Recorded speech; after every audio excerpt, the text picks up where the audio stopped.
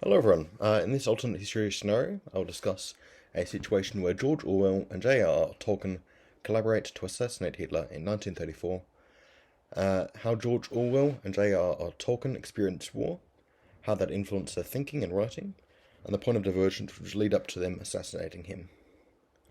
So Tolkien and Orwell were both within the anarchist spectrum with similar social views and strongly held beliefs in opposition to war, fascism, racism, and authoritarianism. Tolkien was firmly anti-Nazi, responding to a letter sent by a Nazi organization inquiring into his ethnic backgrounds.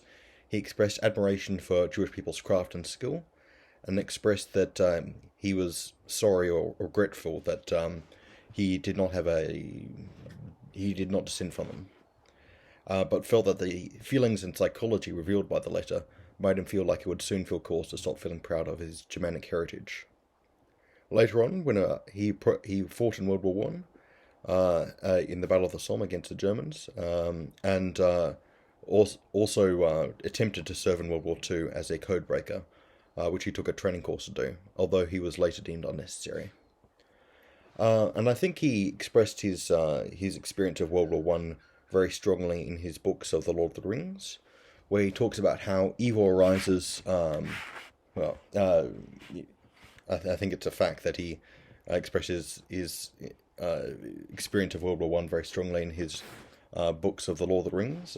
In the Return of the King book, he discussed basically floundering from one muddy puddle to the next across Mordor, escaping detection, and struggling for water and food.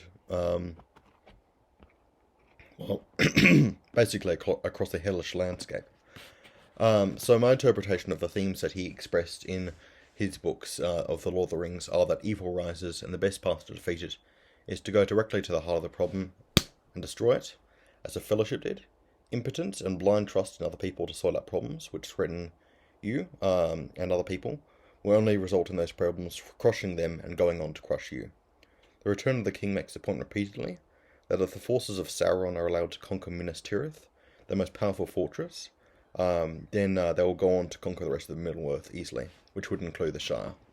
The hobbits could not remain in the Shire and ignore the problems of the world, because the problems of the world would eventually annihilate the Shire. As pre-Meiji era Japan learned, you can shut yourself off to the world, but you can't shut the world off to you.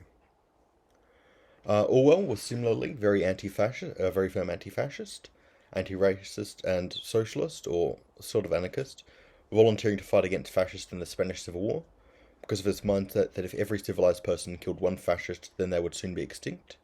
His take on Oswald Mosley's, Britain's fascist leader, was extreme derision towards him, his ideas, and his party members, which were seen in turn by Orwell as a person who was intellectually lightweight, ignorant, and irrational in terms of blaming all of Britain's problems on Jews, and his black shirts as thugs who beat at people who asked questions Mosley couldn't answer. He expressed his politics firmly in all his writings, particularly the book series Shopkeepers at War and the books Fascism and Democracy, and his war diaries of his experience in Spain.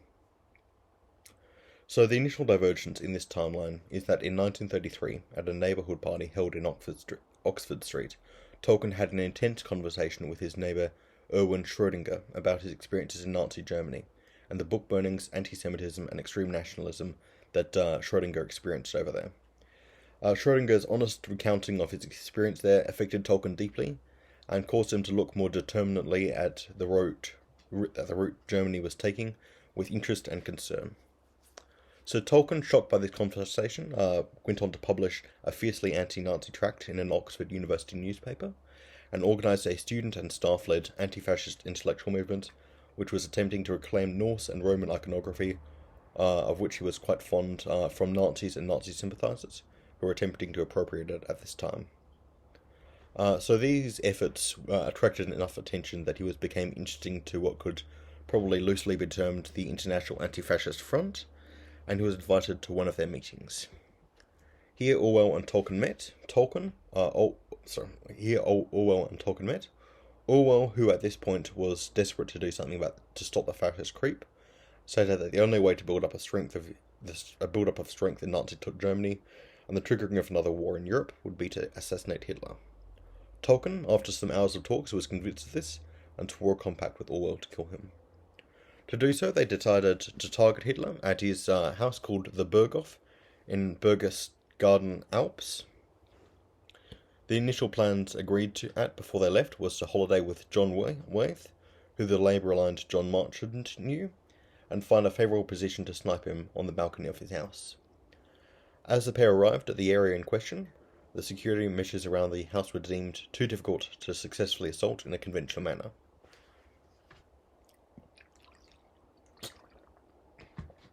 Instead, an assassination plot was formed using the Jewish World War I fighter pilot Fritz Beckhardt to help them with the plot. Motivated by his hatred of the direction Hitler was seen to be taking his country, and the visceral disgust with the common fascist practice of using nightsticks and castor oil to oppress, humiliate, and torture people, he hijacked a Siemens Schuckert D-4 plane at a nearby airbase, which he filled with shrapnel and fertilizer explosives, and in a kamikaze attack obliterated Hitler and his bodyguards with extreme prejudice. The immediate aftermath of Hitler's assassination was a messy combination of grief, anger, worry, paranoia, anxiety, confusion, relief, and hysteria. The potent mix of paranoia and hysteria would lead the Nazis on the right side of the party, who, to understate it, had a conspiratorial mindset, which led them to believe that Rome had ordered the assassination. Persistent and true rumours that Rome was a homosexual would lead to fear and moral panic of degeneracy and perversion within the Nazi party, particularly surrounding the youth wing of the party. Meanwhile, Nazis on the left side would think that this was a false flag attack, organised by a third party, or organised by a third party, whose allegiances were unknown.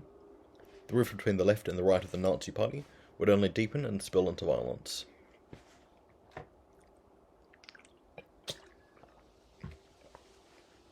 This would spill out onto the streets with anarchist and socialist movements trying to take advantage of this division, and the violence and chaos caused by this would lead Hindenburg to declare a state of martial law and take power as an emergency leader of the government.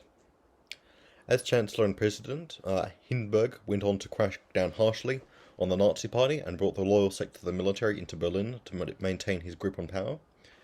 So this would probably result in infighting among the party, which is made up of Nazis and their sympathisers, and by socialist and social democratic or conservative soldiers. And I think this would go on to cause a state of insurgency within the country, a low-level civil war in Germany, between conservative, social democratic, anarchist, communist, and fascist groups. This would be mostly resolved in the Hindenburg's favour, as he had the police and the army on his side. But it's impossible to guess which side would come out on top. I'd just speculate that it would most likely be Hindenburg's. So this would lead Germany to a state of being similar to the Troubles in the UK, where there's sort of like an undercurrent of violence, which with a political establishment in place. However, I don't think a Second World War would start in this timeline, but a series of little wars of conquest, independence, regional autonomy, and other political aims would break out, but reduce and stop under some version of the European Union, which would eventually be formed. This European Union would probably be led more by Eastern European countries, which would not be invaded by the Soviet Union in this timeline, as with countries like Ukraine, Finland, and Poland being similarly powerful or having more wealth and control, similar to France and the UK in this timeline. These countries would have a larger leadership position than Germany, which would remain unstable and at low levels of economic development and political stabilization in this timeline. So Eastern Europe would be more wealthy and more developed in this timeline, and its culture and mythology would be more popular worldwide. The demographic composition of countries like Australia, Canada, New Zealand, and the United States would contain a large diaspora of Eastern Europeans who had migrated for work or for lifestyle, and vice versa. Communism in this timeline would probably be less stigmatized and considered as less of a threat without invasion of Eastern European countries and maybe the the